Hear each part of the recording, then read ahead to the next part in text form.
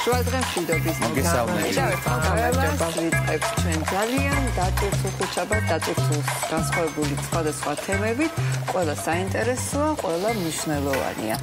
ასეა ნამდვილად ჩვენ არაერთხელ გვისაუბრია იმ პრობლემებზე, თუ იმ ინფრასტრუქტურულ სიძნელეებზე და პრაქტიკულად, ასე ვთქვათ, მთებზე, რაც არის ჩვენს დედაქალაქში და ჩვენს მთლიან ქვეყანაში შეზღუდული შესაძლებლობის მქონე პირებისთვის და განსაკუთრებით უსინათლო ადამიანებისთვის. მე პირველი რაც ყველაზე მეტად გულში მოხვდა, როდესაც ვკითხულობდი ამ პროექტის აღწერილობას, იყო ის, რომ იმ ძალიან მცირე რიცხოვანი შუქნიშნებიდან, რომელიც უსინათლოებისთვის მოქმედებდა დედაქალაქში, ერთ-ერთი გაუქმდა, იმიტომ რომ გარშემოყოფები და ის ადამიანები, ვინც იქ ცხოვრობენ, წუხდებოდნენ მისი ხმით. ანუ ეს ხო, ეს არის რაღაცა ზოგადად უკვე გაუაზრებელი პრობლემა და ამ გაუაზრებელი დიდი ღრმა პრობლემის მონაწილეები ჩვენ ვართ ყველანი და პრობლემა არის უსინდისო. კი, ძალიან მნიშვნელოვანი ესეთი პროექტები, როგორცაც დღეს უნდა ვილაპარაკოთ. დღეს გვინდა დავპატიჟეთ სტუმრები, რომლებიც ჟურნალ ინდიგოსა და უსინათლო და მცირე მხედველი ბავშვების სკოლის ამბავს მოგვიყვებიან. ხო, სტუდიაში შემოგვიერთდნენ ინდიგოს რედაქტორი ნინო ლომაძე და ფოტოგრაფი ლაშა ცერცაძე. გამარჯობა, დიდი მადლობა, რომ მოვიდით ამ თემაზე სასაუბროთ, იმიტომ რომ შეზღუდულ შესაძლებლობებზე და ჩვენი ქვეყნის მზაობაზე ამ ადამიანების მიმართ ძალიან ბევრი გვისაუბრია ამ სტუდიიდან და ყოველთვის ხაზს გასასმელი მე პირად ჩემთვის ყველაზე ესეთი მნიშვნელოვანი იყო ხოლმე რომ ეტლით მოსარგებლეებზე რაღაცა კეთდება, იქ რაღაცა ტრანსპორტი მათთვის უსინათლო და მცირე მხედველი ადამიანებისთვის თითქოს ესეთი შთაბეჭდილება მაქვს. მე ესე ჩვეულებრივი მოქალაქის, რომელიც ქუჩაში დავდივარ, თითქოს საერთოდ არაფერი არ კეთდება. ყავდა კიდევაც აქ მოყვანილი ადამიანები, ვინც უშუალოდ ამ პრობლემებს ეჯახება და თან იცით რა სულ ლაპარაკობთ ხოლმე რაღაცა მაინც ზოგადად, აი უსინათლო და მცირე მხედველი ადამიანები უსინათლო.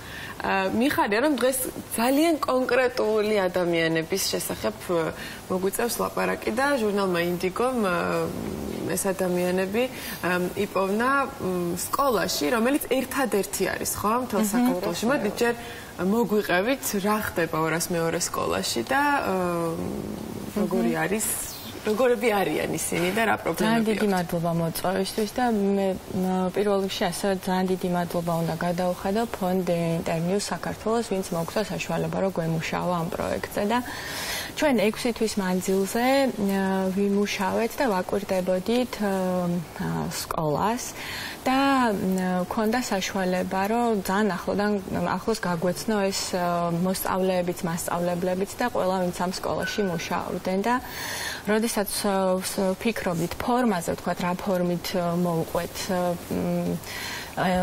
ცხოვრებაზე, ხო, საჭიროებებზე, პრობლემებზე და ამ გამოწვევებზე გადავწყვიტეთ, რომ აი თითქოს ეს სიტყვებიც კი გაიცვითა, ხო, და ძალიან ბევრჯერ ერთი და იგივე გვითქვამს და თითქოს რაღაც მგრძნობელობაც დაგვეკარგა ამ თემების მიმართ და ამიტომ ვიფიქრეთ, რომ ყველაზე საუკეთესო, არ ვიცი, ფორმა საუკეთესო, ყველაზე ისეთი მიზანი, რაც შეიძლება ამ პროექტს ქონოდა, იქნებოდა რაღაცნაირად უფრო ახლოდან დაგვენახა აი ეს ყოველდღიურობა, ხო? და თავარი აქცენტი გავაკეთეთ შეგრძნებებზე და აღქმებზე, ხო?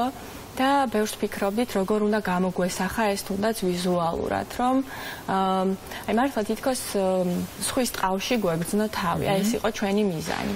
და ასევე გადავწყვიტეთ, რომ ჩვენ კი არ მოგვეყოლა ეს ამბები, არამედ მიგვეცა საშუალება მათთვის, რომ თავად მოეყოლათ, თქვა თავიანთ ცხოვრებას.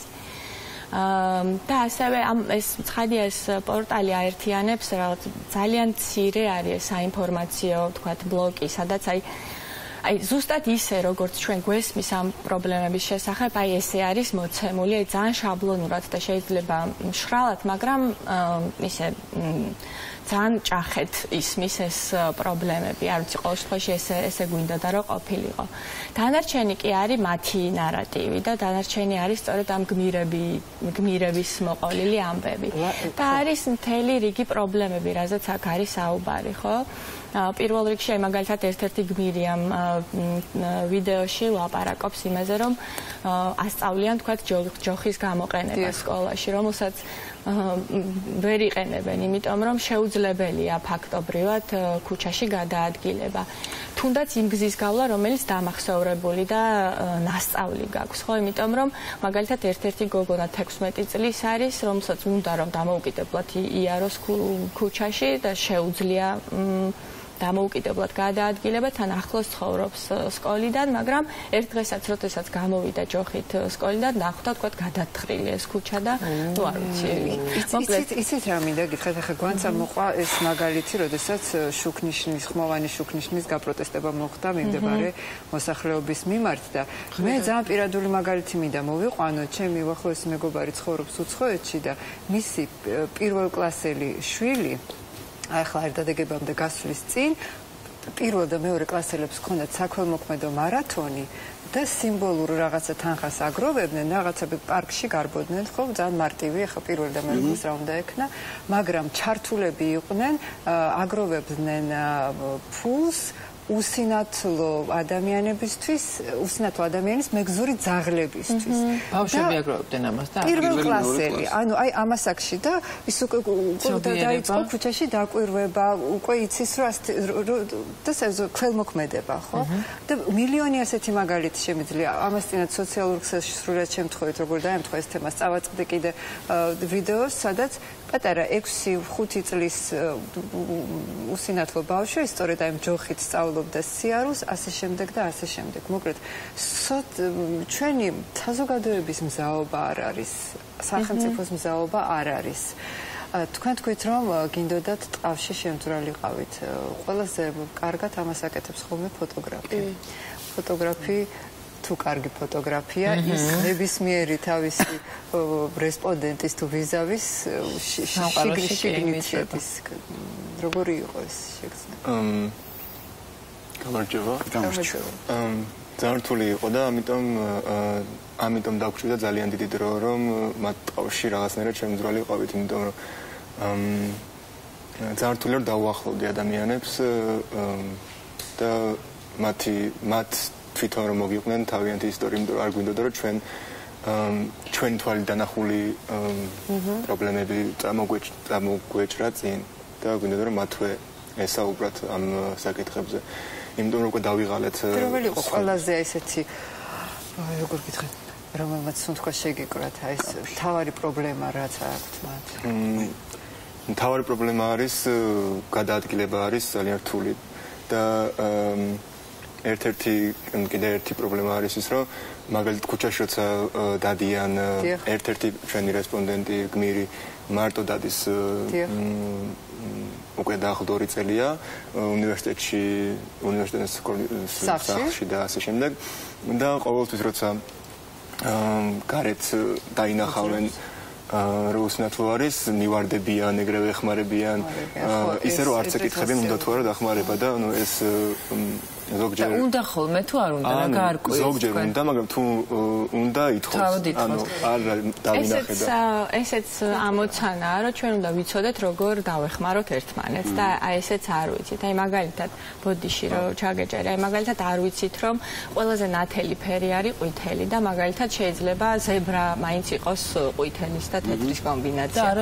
ძალიან მარტივი რაღაცა გადაწყვეტები შეიძლება რა.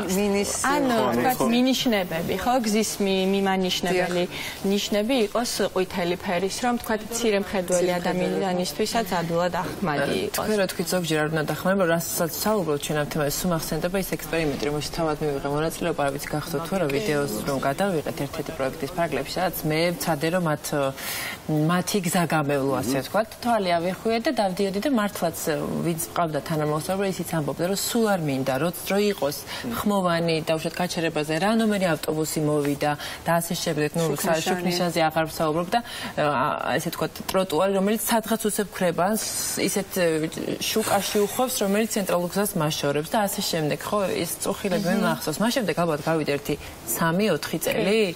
მაინტერესებს რამე თუ შეიცვალა მათთვის, ხო, ამ ვადაში. ამ თქვენს იმაზე გამახსენდა, რომ ამ პროექტის ძალიან მნიშვნელოვანი ნაწილი იყო ასევე, არ ვიცი რა დავარქვა, შეხვედრა თუ პერფორმანსი, რაც ეს საჯარო შეხვედრა, რომელიც წვეულება, ხო, ესე დავარქვით, რომელიც პირველი, ესე ვთქვათ, კომპონენტი იყო ამ პროექტის და აი კლუბ მტკვარზე დავაბნელეთ მთლიანად ეს სივრცე და 1 საათი დაახლოებით 70-ზე მეტი ადამიანი ტოტალურ სიბნელეში სწავლობდა გადაადგილებას და კომუნიკაციას ერთმანეთთან და ეს იყო სრულიად ძალიან შთამბეჭდავი იყო განსაკუთრებით აი შთამბეჭდილებების მოსმენა სტუმრებისგან და ძალიან გულიმწყდება რომ ეს არ ჩავიწერეთ. მაგალითად ერთი გოგო ყვებოდა რომ მის იყო დაძაბულები ვიყავით ყველანი, იმიტომ რომ არ ვიცოდით ხო სადა ვართ, ვერც მასშტაბს გრძნობდა, არ იცი სად რა შეგხვდება და ამიტომ შენს ახლოს მყოფი ადამიანი ძალიან მნიშვნელოვანი ვიღაც ხდება უცბად. და მაშინ აი ამას ყვებოდა რომ გავიცანიო ჩემს წინ ვინც იდგა, თან ესე მხარზე ვადებდით ერთმანეთს ხელს და ესე გადავადგილოთ. ინსტრუქტორ აი გამყოლების ფუნქცია ქონდა, ვთქვათ, ჯგუფის წინამძღოლს, მისთვისაც მიყავდა ეს ჯგუფი და ამაში მონაწილეობდნენ თვითონ სკოლის მასწავლებლებიც და მოსწავლეებიც და ჩვენც. და ამ გოგომ თქვა ესეთი ძალიან ჩამრჩა მაშინ რომ ესე იგი ისე უცბად დავამყარეთო კავშირი ერთმანეთთან და ისეთი რაღაცეები მოვუყევითო იმ რამდენიმე წუთში ერთმანეთს რომ მივხვდიო რომ დაგვენახა ერთმანეთი შეიძლება ეს ყველაფერი არ მომხდარიყო და მოდის სხვა შეგრძნებები ხო და აი ეს იცით რა იყო ძალიან მნიშვნელოვანი ჩემთვის ამ გამოცდილებაში რომ აი რაღაცა იდეალური მართლა საზოგადოების გამოცდილება იყო ეს 1 საათი როდესაც შენ გარშემო მყოფი ადამიანები ძალიან მნიშვნელოვანები არიან და მხოლოდ საერთო რაღაცა შეთანხმების შედეგი შეიძლება იყოს აი ეს უსაფრთხოების დაცვა და ამიტომ ყველა მოძრაობა, ყველა მოქმედება უნდა შეგვეთანხმებინა ერთმანეთთან. ეს იყო მთავარი ინსტრუქცია და აი ძალიან ისეთი არ ვიცი ამაღელვებელი და ცოტა გულისამაჩუყებელი იყო. ცოტა დრო გრჩება და არ მინდა თვითონ ამ პროექტიდან რაღაც გამოგჩეს და მე როცა ვკითხულობდი აი ეს შეგრძნებები, რასაც ისინი აღწერენ, ხო, მაგალითად, როცა კედლის დახმარებით უწევთ გადაადგილება, რატომ ხელის გულის მხარეს რატომ არ ადებენ და რატომ ადებენ? ძალიან მარტივი ლოგიკა არის, უბრალოდ არ ფიქრობთ, ხო, არ დაფიქრებულობთ, როცა გვეუბნებოდნენ უკვე რა მოჩენს. თითის გულები უფრო ფაქიზია, ვიდრე ხელის მხარეს და უფრო საჭირო და ამის დაზიანებით შეიძლება უფრო თან მათთვის ბრაილის კითხვისთვის არის ძალიან მნიშვნელოვანი. ამიტომ გვეუკნიდან მიდიხარ, ოღონდ ცოტა მოხრილი გაქვს.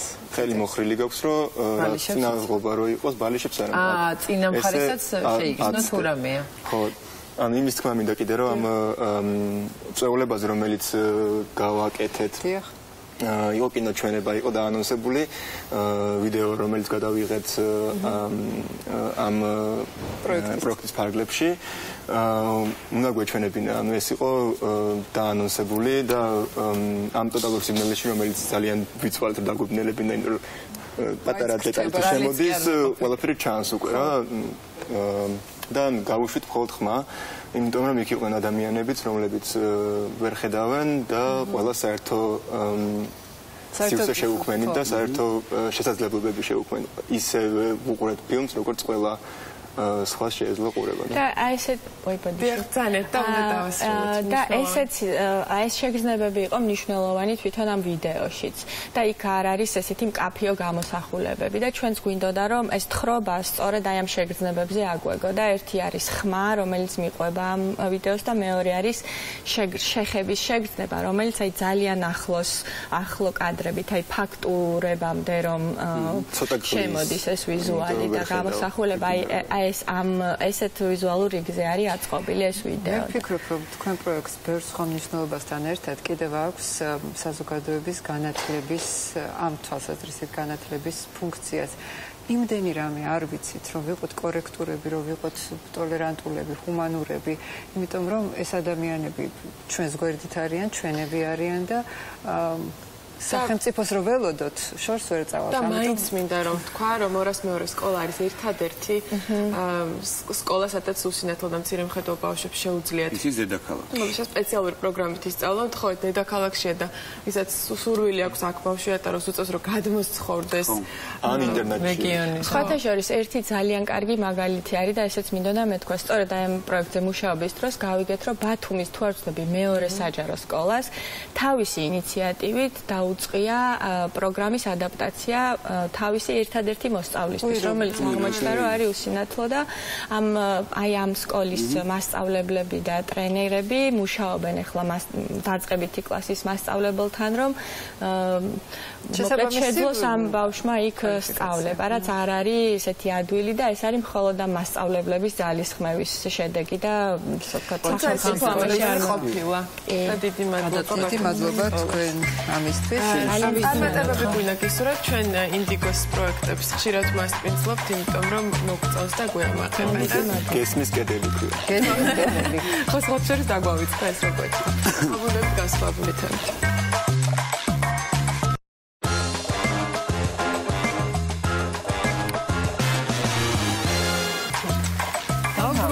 და ახლა უნდა გავამართლოთ ჩვენი ხუთშაბათის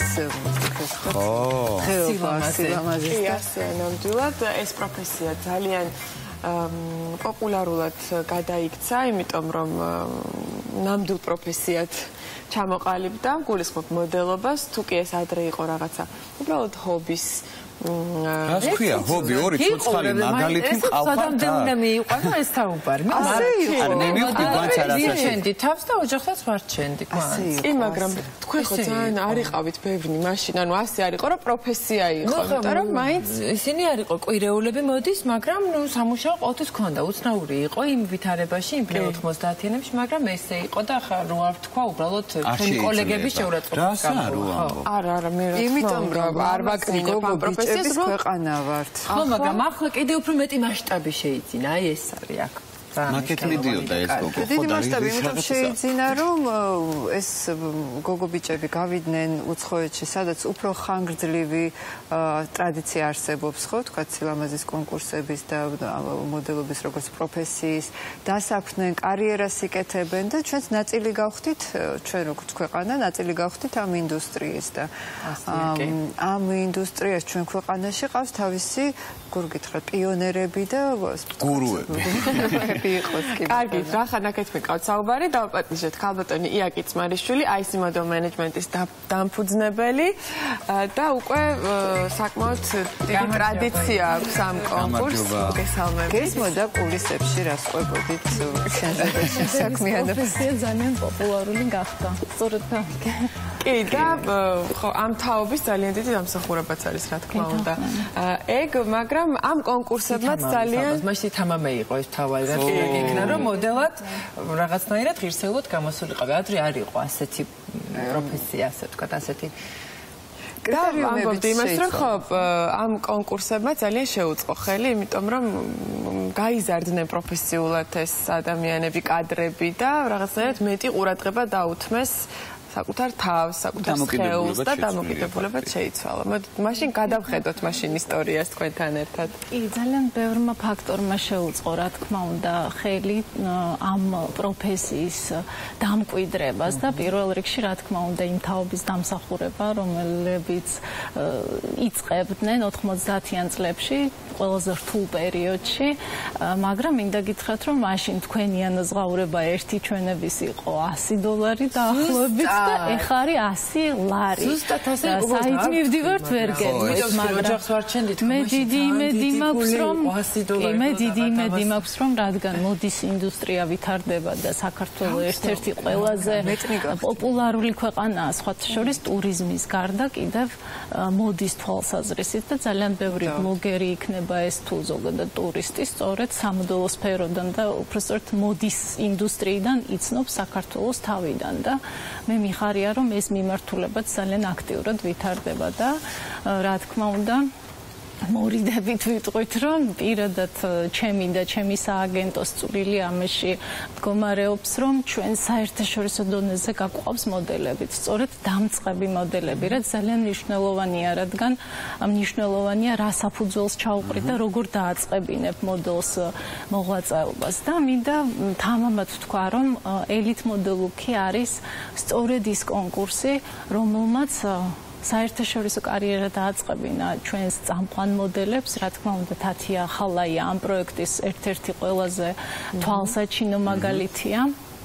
რომელიც ახლა პარიზში იმყოფებოდა სწორედ გუშინ ჟივანშის არაჩვეულებრივ გადაღება ქონდა ახლა გაემგზავრა დოლჩე გაბანას ალტა მოდას ჩვენებისთვის ემზადება და არარეალურად გეთანხმებით ჩანდა და ასეც იყო მაშინ იმ წლებში გეთანხმებით და მიხარია რომ ასე ვითარდება ეს და ყველა სხვათა შორის წინა წლის გამარჯვებულები ძალიან აქტიურად მოღვაწეობენ იგივე ქეთალომაძე პარიზის მოდის კვირაულზე იყო ახლა ლონდონში წასასვლელად ემზადება ანასტასია იგონიენა აქტიურად ჩინეთში მოღვაწეობს კიდევ ბევრი სხვა მოდელი და მამაკაცი მოდელები სხვათა შორის სულ იმიტომ რომ სულ ყოველ წელს ჩვენ მე მოვიკითხავთ ხოლმე ბიჭებს როგორი მდგომარეობა მაგალითად საბა ჭანულყვაძე ძალიან აქტიურად აზიაში მოღვაწეობს ძირითადად შარშანდელი გამარჯვებული რეზი კალანდარიშვილი ძალიან დიდი მოთხოვნა ამ მოდელზე საქართველოს პირველ რიგში აქტიურად ეხლა გამოცდებს აბარებს და ამიტომ საერთაშორისო ასპარეზისთვის ჯერჯერობით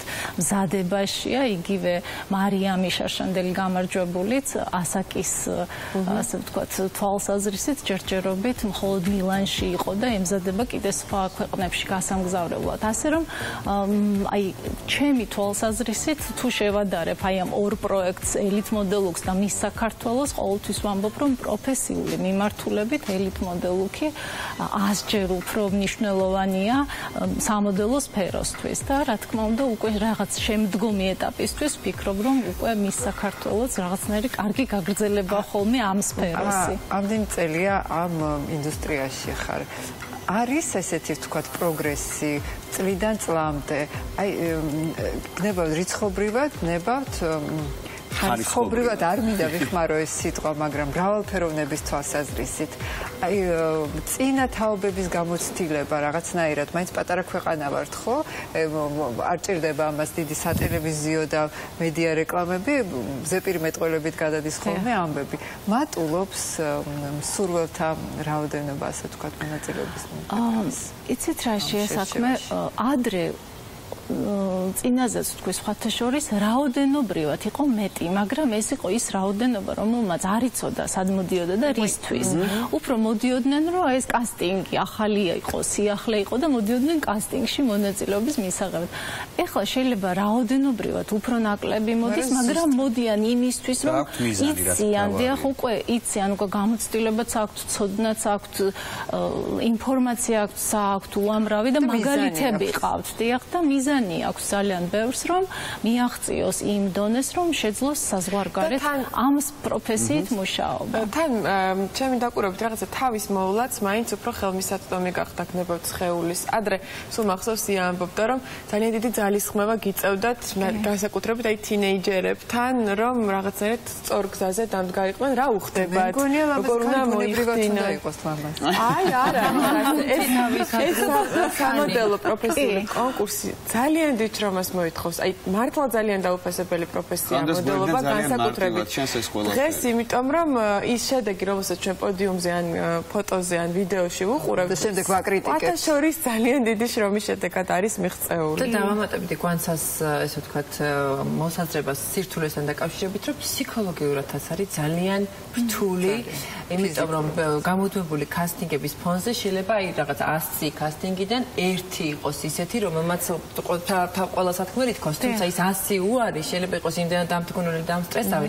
მაინტერესებს აი გარდა ესეთი ფიზიკური მსაუბისა, ფსიქოლოგიურადაც თუ ამყარებთ მოდელებს, ვიდრე გაუშვებდეთ საზღვარგარეთ. ყველა კითხვა არაჩვეულებრივია და კი უამრავი შეგვიძლია ამ თემაზე ვისაუბროთ ყოველთვის. პირველ რიგში რაც შეეხება თვითონ შრომას, სანამ შრომამდე მივალთ, თვითონ მოდელის ასე ვთქვათ ცხოვრების წესი უკვე ეს არ არის დღეს დიეტაზე დავჯექი და ხვალ შემიძლია რაც მინდა ის ვაკეთო. გამორიცხულია თუ გადაწყვიტე რომ ამ სფეროში ხარ, კვება ცხოვრების წესი უნდა იქცეს, შენი ყოველდღიური წესი უნდა გახდეს და სხვა შორის მე ვფიქრობ რომ ეს არა მხოლოდ ახალი თაობის დამსახურება, არამედ მათი მშობლების სოფმხედველობის ცვლილებამაც მოიტანა ეს. მე მაგალითად იას რაღაცნაირი სახის როცა შედიხარ 2 კილო მომატება.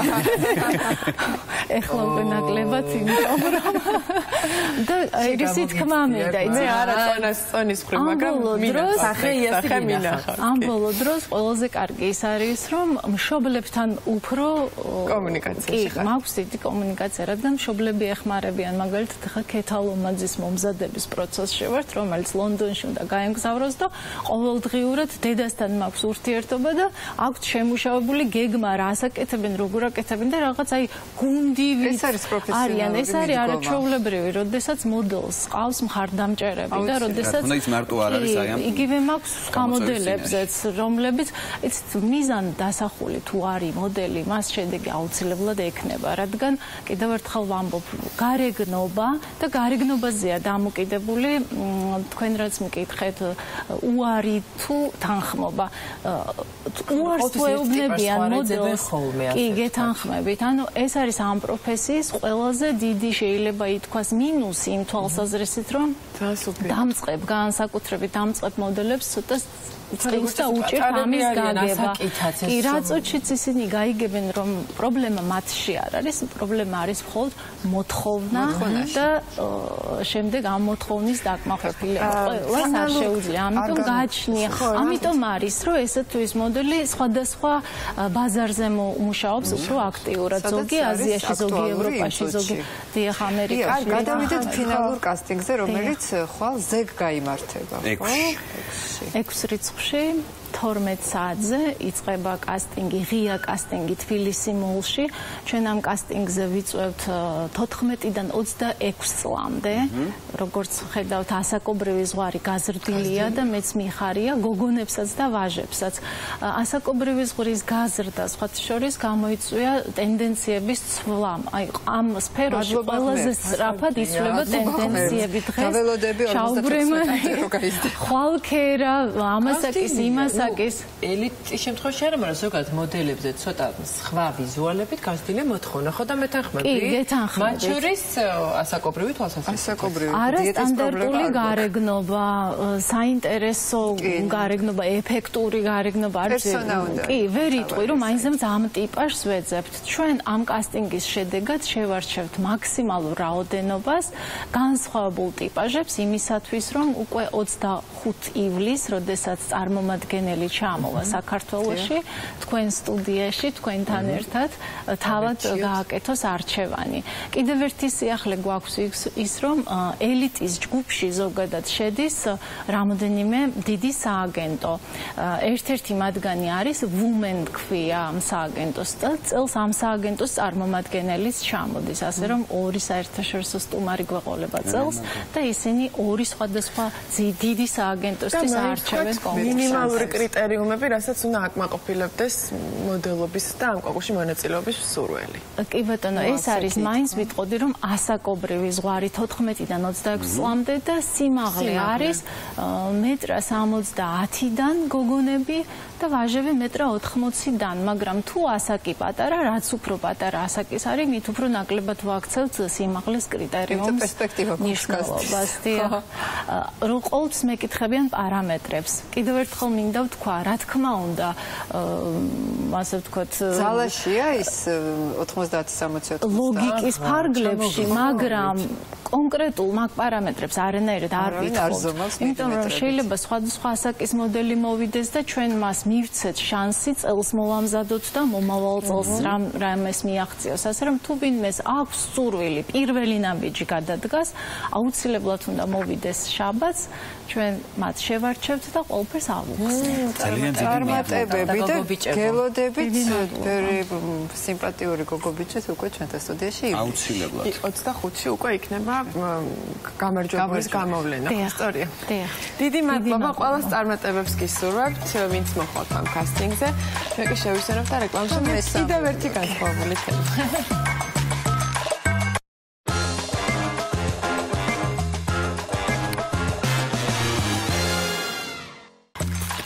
აი დაუბრუნდით. კი ბატონო, ისე პირდაპირ ეთერში და დღეს უნდა გვეცდება ხუთშაბათია და ჩვენმა ავტოგვასალია მიზრუნდა იმაზე, რომ თბილისში ზონალური საათობრივი პარკირების საპილოტო პროექტი რომელიც შეიშვა. ამაზე გვესაუბროს კი ბატონო, რომელიც აგვისტოდან 1 აგვისტოდან სატესტო ერთ-ერთ ქუჩაზე. სატესტო აკოტე აფხაზი მე როგორც ვიცი, მაგრამ ძალიან გვაინტერესებს, რაც უფრო ადრე მოვემზადებით, მით უფრო ნაკლები კითხვა გვექნება. გაამართლა გადავდივართ მე ამ სისტემაზე სავარაუდოდ, ხო? ის ევროპის ქვეყნებში არის. ისეც გადავდივართ. და მოდი ვნახოთ, აბა რა ვნახოთ. თბილისში 1 აგვისტოდან ზონალური პარკირების სისტემა ამოქმედდება. კონკრეტულად საიდან დაიწყება საპილოტო ვერსია ამ პროექტის, ამის შესახებ ისაუბრებს მამუკა მუმლაძე. ბატონო მამუკა, მოგესალმებით. პირველ რიგში რომ გითხრათ, რომელი არეალი შეირჩა და რატომ შეირჩა ეს არეალი ამ პროექტის დასატესტად? პირველ რიგში მოგესალმება ჩვენ პოლიტიკები რა გავგებთ მნიშვნელოვანი ნაწილი უჭირავს ტრანსპორტ სისტემის განვითარებას და მოწესრიგებას და ერთ-ერთი მიმართულება არის ზონალური საათობრივი პარკირების შემოღება, ანუ პარკირების სისტემის მოწესრიგების მიმართულებით. შესაბამისად, ჩვენ მონიტორინგი და დათვლები რაც გავაკეთეთ უცხოელ ექსპერტებთან ერთად, ეს იყო ძველი თბილისი და ვაკე საბურთალო. ვინაიდან დიდი მინიბუსის წერტილები არის იდენტიფიცირებული ლესელიძის ქუჩაზე, აფხაზის ქუჩაზე, შესაბამისად აქ შევარჩიეთ ჩვენ დავყავით ლოტებად და პირველ ეტაპზე მთავრობის ხომაზე გამოვიტანეთ 7 ლოტი, რომელიც აბანოს უბანს მოიცავს და ნაწილს აფხაზის ქუჩის. ასევე ამ უბანში ჩვენ გავაძლიერეთ სატრანსპორტო სისტემის მომსახურების ნაწილი ავტობუსების კუთხით. ლესელიძის ქუჩა იყო მომსახურებელი და ავტობუსი არ მოძრაობდა საერთოდ, თუმცა გარეუბნებიდან ჩვენ კავშირები აღვადგინეთ და დღეს თუ ნახავთ ახალი ავტობუსები მოძრაობენ. ანუ ის რომ საათობრივ ზონალურ პარკირებას რასთან ახლავს ოფისში მომუშავე ადამიანები, რომლებიც დიდი და საღამომდე იყენებენ საპარკინგო სივრცეს, ხო, მათთვის ალტერნატივა გაჩნდა ახალი ავტობუსები. ასევე ის ავტობუსები, რომლებიც მოძრაობენ გარეუბნებიდან ამ ნაწილში ჩვენ გავაძლიერეთ მომსახურების ნაწილი და საბოლოო შედეგი ჩვენი უნდა იყოს, რომ ქუჩა მოწესრიგდეს და ჩვენი შედეგი იქნება ორიენტირებული იმაზე, რომ საპარკინგო სივრცე მუდმივად ვიზიტორს დახვდეს თავისუფალი. ბატონო მამუკა, დეტალურად რომ მივაწოდოთ მაყურებელს ინფორმაცია იმასთან დაკავშირებით, თუ რას ნიშნავს საერთოდ ზონალური პარკირება, როგორ შეიძლება მათ თავიანთი ავტომობილების დაპარკინგება, როგორ გადაიხდიან თანხას და ასე შემდეგ. დიახ, მნიშვნელოვანი ნაწილი არის. ჩვენ ძალიან დიდ დროს დავუთმობთ და ეს დრო უკვე დავალებული გვაქვს მთავრობისგან ჩვენ 1 აგვისტომდე მაქსიმალურად ინფორმაცია მიიღოს იქ ცხოვრება მოსახლეობამ და ასევე ვიზიტორებმა თუ რა პროცედურა უნდა გაიარონ იმისთვის რომ თუ მოხდებიან ზონალურ პარკირების ზონაში გადასახადი როგორ გადაიხადნენ. დაყოფილი არის შემდეგნაირად. მაცხოვრებლისთვის არის ის ტარიფი რაც აქამდე იყო, ან პრაქტიკულად უფასო არის თომა. ჩვენი მიზანი არის მუდმივად 15% ის სადაც ზონალური იქნება ქუჩაზე შემოღებული თავისუფალი იყოს, ანუ ეს პრობლემა აღარ იყოს. შესაბამისად აქცენტი ძირითადად გაკეთებული არის ვიზიტორებზე. ვიზიტორი რომელიც მოდის, მას თავისუფალი დახვდეს ადგილი, ხოლო ადამიანი რომელიც ოფისში მუშაობს, ხო, ის არ უნდა იყენებდეს დილით და საღამომდე საპარკინგო სივრცეს, თუმცა თუ გადაწყვეტავს გამოიყენოს, ამისთვის ძვირფასის გადახდა მოუწევს. აი რა თანხის გადახდა მოუწევს? ჩვენ საკრებულოსგან მივიღეთ უფლებამოსილება, რომ მონიტორინგი მონიტორინგის შედეგად გადავწყვიტოთ მთავრობამ გარკვეულ უბნებში და ქუჩებში რა ზონები დავადგინოთ. არჩევანის საშუალება გვაქვს ჩვენ A, B და C ზონებში შესაბამისი ტარიფებიც არის განსაზღვრული აქ. ჩვენ ამ შემთხვევაში ავირჩიეთ A ზონა, რომელსაც ტარიფი ექნება ლარი. ეს მთავრობამ შეითანხმა, რომ 1 აგვისტოდან ამოქმედეს აბანოთ უბანში და ლესელიძის ნაწილში 7 ლოტი. ლოტები დაყოფილი იქნება და წარწერები გაჩნდება საპარკინგ ადგილებზე A001, A002. შესაბამისი აღნიშნები გაჩნდება ასევე ნიშნებზე, რომლებიც საპარკინგე ნიშნებად იქნება განთავსებული და აპლიკაციის მეშვეობით, ამ ფეიბოქსის მეშვეობით შეგვეძლება გადახდა საფასურის, შეგვეძლება ამ მეთოდით დავიწყოთ დათვლა ჩვენი პარკირების ზონაში დგომის. შესაბამისად გაჩნდება კიდევ ჩიხური ამ პერიოდისთვის, სადაც ხდებიან ადამიანები, რომლებიც კონსულტაციას გაუწევენ სურვილებს თუ რა მეთოდებს გამოვიყენებთ იმისთვის, რომ საათობრივ ზონალურ პარკირებაში ჩვენ არ დავჯარიმდეთ, ან არასწორად დავიწყოთ ათვლა ჩვენი პარკირების ზონის გამოყენების. აქვე ჩვენ დაშვება ხო გვაქვს, რომ 15 წუთი იქნება უფასო, ამასაც თავისი სისტემა იქნება, რომ უნდა დავფიქსირდეთ, რომ ჩვენ დავდექით ზონალურ პარკირებაზე და შესაბამისად ათვლა დავიწყეთ ამ 15 წუთის. ანუ ყველაფერი ეს ინფორმატიულად იქნება მიწოდებული მაქსიმალურად როგორც დაბეჭდილი სახით, ისევე ადამიანები იქნებიან ჯიხურში, რომლებიც კვალიფიციურ კონსტატაციას გაუწევენ, ასევე მოქალაქე, რომელიც მაცხოვრებელი ზონის მიმდებარედ, რომელსაც პრობლემა შეიძლება შეექმნას, იმიტომ რომ რეგისტრაცია არ გაიარა, მიეხმარებიან რეგისტრაციის გავლაში. ონლაინ თუ მოხდება ეს რეგისტრაცია? რა თქმა უნდა, ეს იქნება ონლაინ პარკინგი თბილისი გოჯი, რომელზეც მოქალაქე შეიძლება შევიდეს და იმ ინსტრუქციის მიხედვით გაიაროს რეგისტრაცია, სულ არ დაჭირდება ქუჩაში გამოსვლა და ჩიხურში მყოფ ადამიანებთან მისვლა. თუმცა, როგორც ჩვევია ხოლმე, მაინც დეტალური გარკვევას აქვს ხოლმე ადგილი და მცდელობა ხოლმე, რაც ასეთ მიმართებაში მოგვიდა, რომ იუსტიციაში ჩვენ დამატებითი ფანჯარა გავხსენით იმისთვის, რომ დიდი მომართვიანობა იყო. ამ ნაწილში ჩვენ წინასწარ დავიზღვიეთ თავით და სერვისი იქნება მიწოდებული მაქსიმალურად. დიდი მადლობა ბატონო მამუკა, წარმატებებს გისურვებთ. მე კი მაყურებელს კიდევ ერთხელ ვეთქვი, რომ 1 აგვისტოდან უკვე თბილისის გარკვეულ უბნებში ზონალური პარკირება ამოქმედდება. აკვირდებით პროცესებს და თუ ეს წაადგება ჩვენი ქალაქის გადატვირთულ და ხშირ შემთხვევაში გაუსაძლის მდგომარეობას, ჩვენ რა თქმა უნდა მომხრევართ. ამასობაში შემოგვერთეს სტუმრები და ჩვენ ახლა ვაპირებთ წავიდეთ გარიყულაში, სადაც უკვე მიმდინარეობს სიტყვის ფესტივალი და ძალიან მაინტერესებს მართლა ყველა ის დეტალი, რაც უკავშირდება ამ ფესტივალს, იმიტომ რომ ერთი შეხედვით რაღაცა ცოტა მაინც უცნაურად ჟღერს, რა ღონისძიებები შეიძლება იყოს დაკავშირებული სიტყვის ფესტივალთან. ჩვენი სტუმრები მარიამ ნატროშვილი, პროექტის კურატორი და ბატონი ყარამა ქუთათელაძე, არტვილა გარიყულას დამფუძნებელი. მოგესალმებით. და ალბათ დავიწყოთ იმით, ზოგადად რაღაცა ამ ბოლო დროს ძალიან აქტუალური გახდა სიტყვა ანბანი და ყველაფერი, რაც ამბავთან, მის მოყოლასთან, გადმოცემის ფორმებთან არის დაკავშირებული. დავაგვიანეთ ალბათ, იმიტომ რომ მოგეხსენებათ თავდაპირველად იყო სიტყვა. კი. და ჩვენ ახლა რაღაცნაირად ვუბრუნდებით ჩვენ საწყის. რა მოიტანა, ასე ვთქვათ, ეს ფესტივალი? იცით რა არის, ჩემთვის მოიტანა საკუთარმა გამოცდილებამ ალბათ პირველ რიგში, იმიტომ რომ დიდი ხანია ტექსტებზე ვმუშაობთ, ტექსტებზე ვმუშაობთ ვიზუალურ ხელოვნებაში, სადღაც 2012 წლიდან მე და დათვრინჯარაძე ერთად. და ამ ტექსტებს ხან ინგლისურს, ხან ქართულს ძირითადად ვაკეთებდით ხოლმე რაღაც საჯარო სივრცეებში, სხვადასხვა, არ ვიცი, ლომბარდის დაფებზე და ესეთ მოულოდნელ ადგილებში, სადაც ხელოვნება იდეაში არ უნდა იყოს. რაღაც მომენტში მივხვდი, რომ ეს სიტყვები არის რაღაც წერასთან, არის მივხვდი, ანუ წერასთან ძალიან ის კავშირში არის რა. და ისიც ვიფიქრე, რომ ეს შეიძლება არსებობს ეს ტერმინი writing of the page, რაც ნიშნავს ფურცლის გარეთ წერას და მივხვდი, რომ ამას ვაკეთებდი ოღონდ რაღაც გაუცნობიერებლად რა.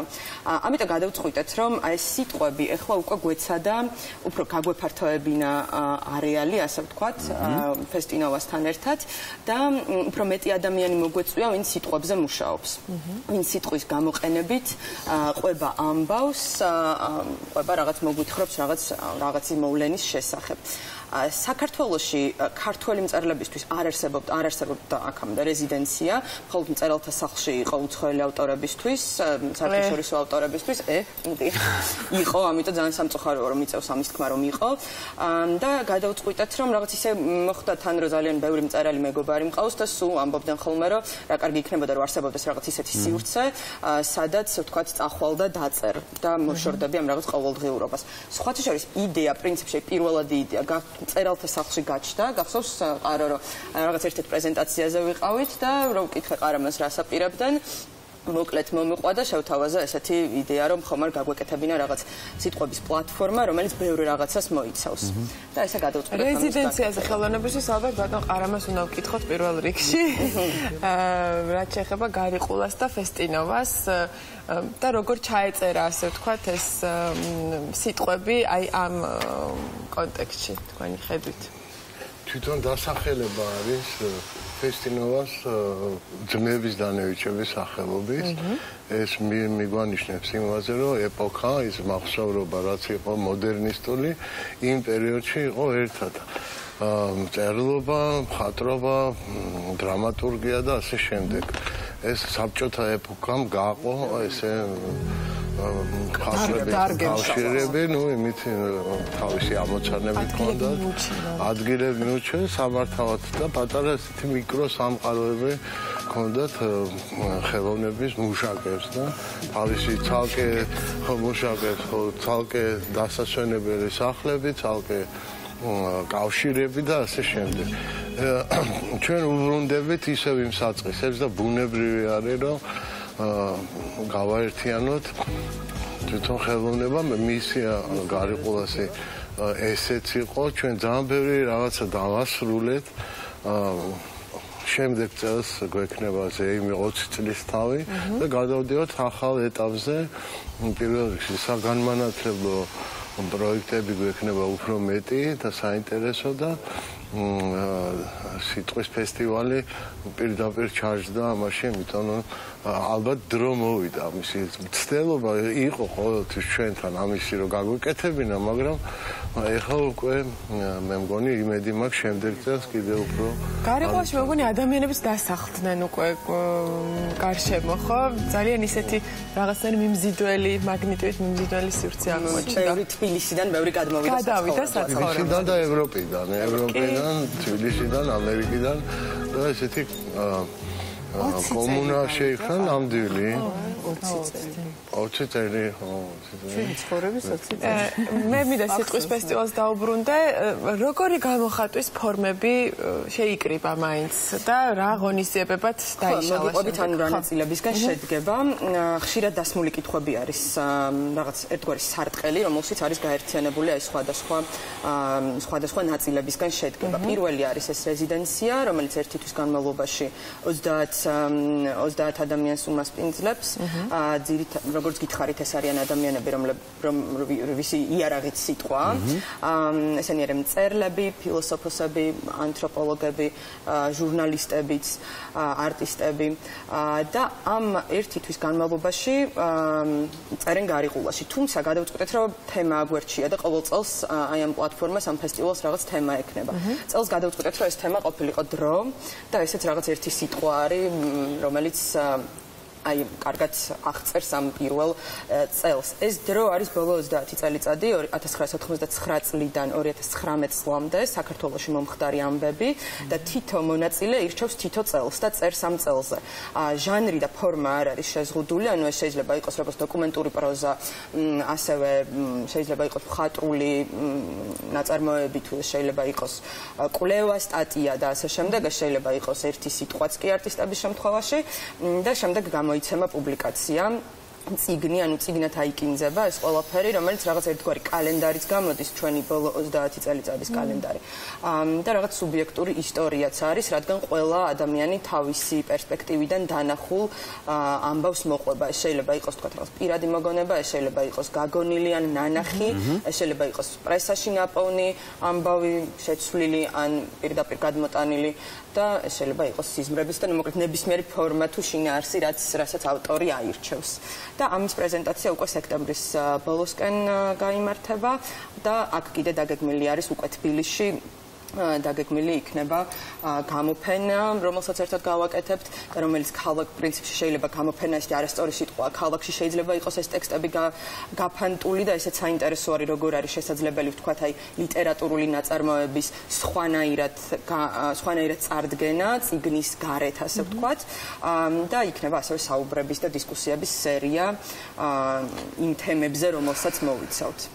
დავამატებდი ერთს მარიამს რომ დამთავრდება ეს იქნება მცდელობა რომ მხატვრებმა ილუსტრირება გააკეთონ და იქ ჩვენ შევქმნით პრინტ სტუდია პატარა და აი ესეთი კოლაბორაცია ილუსტრირება ხო უფრო დიზაინი რადგან პუბლიკაციაც და მთელი ეს პლატფორმაც მხოლოდ ტექსტებზე არის აგებული ან მხოლოდ სიტყვები გამოსახულება არ იქნება ამჯერად გამოსახულება არა ნუ თვითონ დიზაინი შინაარსი რომ მივცეთ. პრინციპში ეს პუბლიკაციაც იქნება რაღაც ეგრეთ წოდებული არტბუქი ფორმატი, ასე ვთქვათ, რომელიც ნუ ტირაჟი იქნება დაბეჭდილი, უბრალოდ იქნება ასევე გარიყულაში აწყობილი, ვთქვათ, ორიგინალი ვერსიები რამდენიმე სამი. და ბოლოს კითხავთ, როგორი არის გარიყულას ყოველდღიური ცხოვრება?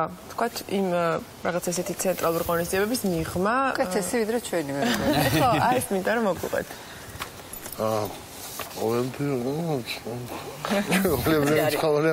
ამ ბოლო დროს აი ამ მოვლენების პარალელურად ძალიან ძნელია შორიდან ამ ყველაფრის ყურება. თუმცა ვფიქრობთ, რომ ვცდილობთ ხოლმე რომ ვთქვათ, სულ საქმის კურსში ვიყოთ რა ხდება თბილისში, თუმცა ვფიქრობთ, რომ ძალიან დროული არის სწორედ აი ამ ისტორიის გადახედვაც, აი ამ 30 წლის და იმ კითხვების დასმა, თუ რამ მოგვიყვანა აქამდე და თუ რატომ არის ის, რომ მუდმივად რაღაც ერთი და იგივე მეორდება ჩვენს პოლიტიკურ და სოციალურ რეალობაში და ვცდილობთ, რომ აი რაღაც ესეთ თემებსაც შევეხოთ. დიდი მადლობა. წარმატებებს გისურვებ. გემშვიდობებით ნახვამდის.